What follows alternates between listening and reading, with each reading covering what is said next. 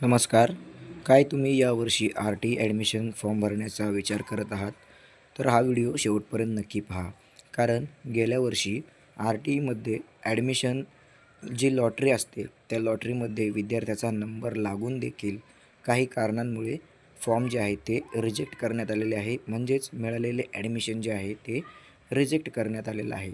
काय आहेत त्याची कारणे आणि आपण काय काळजी घेतली पाहिजे, हे या व्हिडिओमध्ये मी तुम्हाला सांगणार आहे. व्हिडिओ शेवटपर्यंत पहा. त्यापूर्वी तुम्ही आमच्या चॅनलला भरभरून सपोर्ट केला आहे.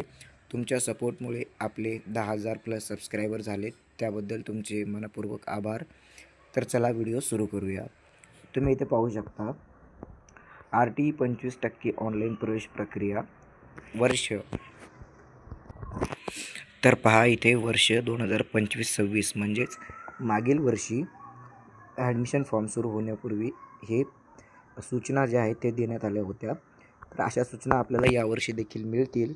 परंतु ज्या मागच्या सूचना आहेत त्यांच्या आधारावर त्यांनी काय सांगितलेलं आहे आणि पालकांनी काय काळजी घ्यायची आहे सविस्तर पाहूया. तुम्ही इथे पाहू शकता आर-टीचं ॲडमिशन घेण्यासाठी आवश्यक कागदपत्र आपल्याला लागणार कोणकोणती. व्हिडिओचे थंबनेल बघून तुम्हाला समजलेच असेल की या व्हिडिओमध्ये तुम्हाला मी सविस्तर माहिती सांगणार आहे, जी पालकांकडून चुका होऊ नयेत आणि मिळालेला प्रवेश हा कन्फर्म व्हावा. त्यासाठी तुम्ही इथे स्क्रीनवरती पाहू शकता आर-टी 25% ऑनलाईन प्रवेशाकरिता लागणारी सर्व कागदपत्रे ही पालकांनी ऑनलाईन प्रवेश अर्ज भरण्याच्या अंतिम तारखेच्या पूर्वीची असावीत. तर ह्याचं समजून सांगतो तुम्हाला. आता आर-टीचं सगळ्यात पहिल्यांदा शाळांची नोंदणी होईल, त्याला पहिला टप्पा म्हणू आपण. त्यानंतर दुसरा टप्पा होतो विद्यार्थ्यांची नोंदणी. आता विद्यार्थ्यांची नोंदणी करताना शासनामार्फत एक नोटीस काढली जाते. त्यामध्ये अर्ज भरण्याची तारीख आणि फॉर्म भरण्याची शेवटची तारीख ही त्या सूचनांमध्ये दिलेली असते. आता जी शेवटची तारीख असेल त्या शेवटच्या तारखेच्या अगोदर तुमची कागदपत्रे असणे गरजेचे आहे. म्हणजेच जी डॉक्युमेंट तुम्ही समजा उत्पन्नाचा दाखला काढताय त्यावरती जी डेट येते, तर ती डेट जी आहे ती आर-टीचं ॲडमिशन भरण्याची जी शेवटची तारीख आहे त्याच्या अगोदरची तुमच्याकडं असणं गरजेचे आहे.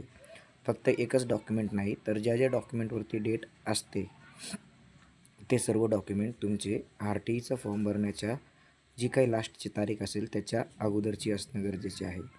आता भरपूर पालक जे आहेत ते गाव सोडून पुणे मुंबईसारख्या शहरामध्ये राहतात. त्यांच्याकडे राहण्याचा पुराव्यामध्ये काही डॉक्युमेंट नसतं, तर ते रेंट ॲग्रीमेंट बनवतात. आता तुमचे जे रेंट ॲग्रीमेंट बनवलेलं आहे ते व्हॅलिड आहे का ते पहिले चेक करा.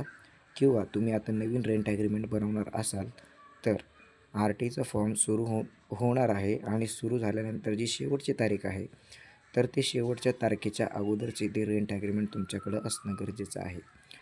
तुम्हाला जर हे खोटं वाटत असेल तर माझा जुना व्हिडिओ देखील आहे यूट्यूबवर. त्यामध्ये स्वतः पालकांनी कमेंट करून सांगण्यात आलेलं आहे की आमचं निव्वळ क्षुल्लक कारणावरून ॲडमिशन जे आहे ते कॅन्सल करण्यात आलेलं आहे. तर त्यामध्ये हे डॉक्युमेंट्स जे आहेत ते व्यवस्थित नसतील. म्हणजेच फॉर्म भरण्याच्या दिनांकचा शेवट जो आहे त्याच्यानंतर काढलेलं रेंट ॲग्रीमेंट असेल तर ते ग्राह्य धरणार नाहीत. उत्पन्न दाखला जरी दिनांकाच्या पूर्वीचा असेल तर तो देखील इथे ग्राह्य धरण्यात येणार नाही. त्यामुळे जी कागदपत्रे आहेत ती तुम्ही आता तुमच्याकडे टाईम आहे, या टायमामध्ये तुम्ही काढून घेऊ शकता जर तुम्ही काढले नसतील तर. त्यानंतर पुढचा पॉईंट आहे बालकाचं आधार कार्ड कंपल्सरी लागणार आहे. रहिवासी पुरावा कंपल्सरी असणार आहे. जन्मतारखेचा पुरावा. हे सर्व जे काही आर-टीसाठी पात्र विद्यार्थी आहेत त्या सर्वांसाठी ही महत्त्वाची कागदपत्रे लागणार आहेत. याच्या व्यतिरिक्त जर तुम्हाला उत्पन्न प्रमाणपत्र लागत असेल तर ते तुम्हाला 1,00,000च्या आतमध्ये असलेलं उत्पन्नाचा दाखला आर-टीचा फॉर्म भरण्याच्या दिनांकाच्या पूर्वीचा असणं गरजेचं आहे.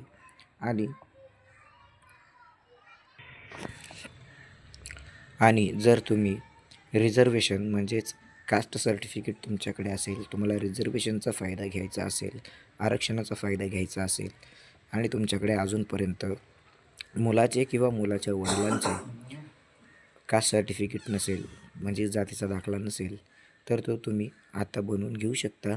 म्हणजेच तुमचं जे काय ॲडमिशन आहे ते सुरू झाल्यानंतर किंवा नंबर लागल्यानंतर कोणत्याही कारणामुळे तुमचं ॲडमिशन जे आहे ते कॅन्सल होणार नाही.